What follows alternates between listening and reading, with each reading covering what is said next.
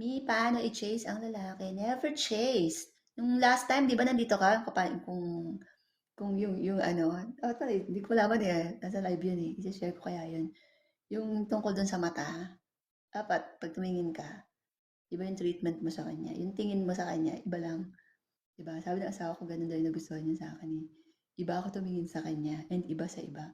So ramdam niya na special yung tingin ko sa kanya. Kaya he feel good about himself daw. Kasi iba yung iba yung lagkit, iba yung ningning. Between mo ng ningning eh. Iba yung ningning, no? Siguro mga ganun. Para ma-feel niya na special siya. Hindi para sa lahat. Siguro yung smile mo. Yung mga ganyan na, no? Pero pag sa kanya, talagang all out yung smile mo.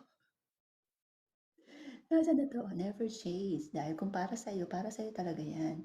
And besides, yung mga lalaki, mas gusto nila sa'yo nagpa-pursue. Yun yung challenge sa kanila, no? Kaya bigyan mo ng challenge. Diba? Kahit gustong-gusto mo na, pigilin mo.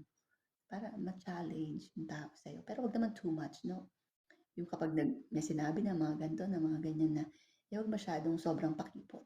Ano lang, i-tone down yung konti. Pero pakipot pa rin. Pero wag mo masyadong pakipot for foreigner. Wag yung pakipot for Pilipino. Kasi pakipot for Pilipino, taon, bago daw sila binigay ang matamis na oo. Eh, hindi sila ganun eh. Ang iksi ng pasensya nila eh. Sa mga ganyan. Kinamusta niya ako ngayon. You okay? I'm fine. I'm doing great. How about you? Sabi ko, okay. Tapos siya, sabi niya, I'm okay. Drinking now. Hindi na nag-drinking with friends. Wala, sabi mo na, enjoy.